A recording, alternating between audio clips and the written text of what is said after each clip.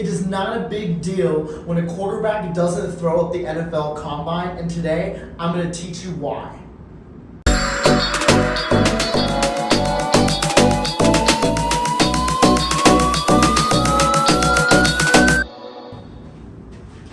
Welcome to Tate Talk. I'm your host, Professor Tate, and today I'm going to be answering that question.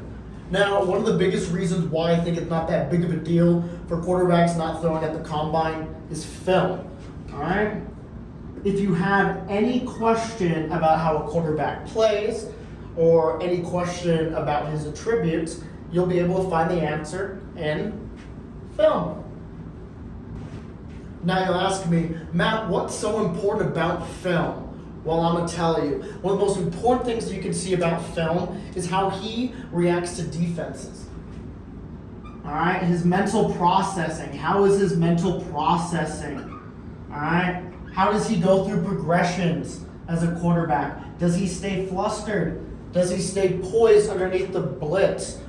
What are those different type of attributes that he does? Is it very good? Is it elite? Is it good? Is it solid? Marginal? Inadequate? Now, inadequate is a little bit mean, but anybody who's going to be inadequate is not getting invited to the Combine. I want to dive in more on the mental processing aspect of this. So in these Combine drills, when he's just throwing it down to the receiver, you're not going to see how he reads a defense. That's in the film. You're not going to see how he goes through his progressions. If the first guy is not open, is the second guy open? Well, if that is he going to scramble, or is he going to find the open guy? Or if nobody's open, is he just going to throw it away? All right. The next part is defensive manipulation. You're not going to see how he can manipulate the defense with his eyes. So one thing that I talk about with defenders is they'll watch the quarterback's eyes, and that leads them to tackle. Well, the quarterback, knowing that, can reverse engineer it. So he might be looking left, trying to lead the defense, thinking he's going to throw left. In reality, he's going to find his receiver that's open right and throw it for the big gain downfield. Another aspect is you're not going to see him under pressure. You're not going to see the blitz. You're not going to see how he reacts to the blitz. Is he going to scramble out left? Is he going to scramble out right?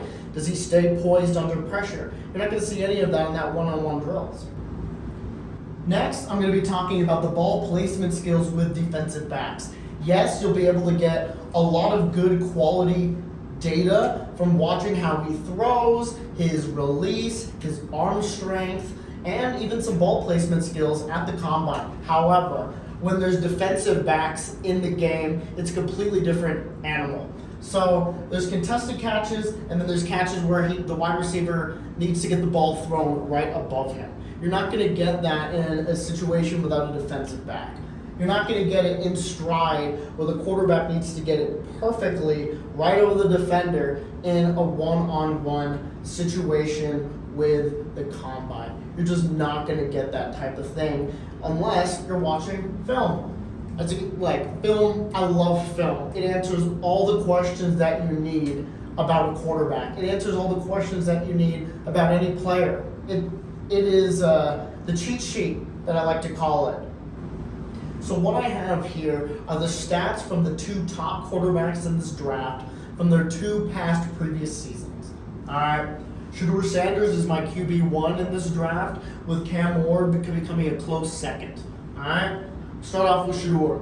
Shedeur in 2023 threw the ball 430 times for 298 completions, 69.3% completion rate, 3,230 yards, 27 touchdowns, 3 picks. That next year, he threw for less passes, got a higher completion percentage with a 74% completion, threw for 4,134 yards, 37 touchdowns, 10 picks. Yes, he threw more interceptions. However, he threw more touchdowns as well. I have a video on my channel that goes deep into Shedeur's analysis. I'm not going to do that in this. But obviously, the tape for Shedeur speaks for himself. All of this stuff from Jacksonville State to Colorado, he's shown growth over his consistent past 3 years. He's been showing growth each and every year. Now to get into my QB2 of this draft. So Cam Ward in 2023 had a 66.6% completion rate on 3,735 yards, 25 touchdowns, 7 interceptions. That was in the Pac-12 playing for Washington State.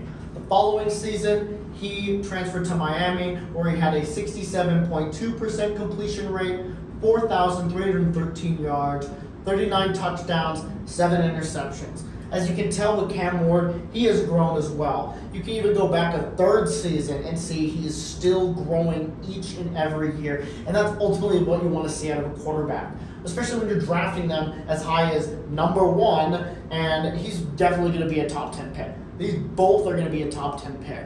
And so what you want to see them consistently develop, especially from an organizational standpoint when you're investing all that capital into it. Now, with that all said, those are the reasons why I believe it's not that big of a deal when quarterbacks don't throw at the combine. We have countless hours of film that these two gentlemen have that they've been put in different situations, whether it's against the blitz, whether it's against no coverage at all, whether it's no pressure at all. So we have all that in the film. We don't need to make a big deal about them not throwing at the combine. With that said, I just want to thank everybody for taking the time out of your day to watch this video. Remember to like, comment, follow, subscribe, send the word out to your friends. It would really mean a lot to me. And we're going to keep this train rolling. Tate Talk, train has left the station and we're going to keep rolling. So thank you guys again and have a good day.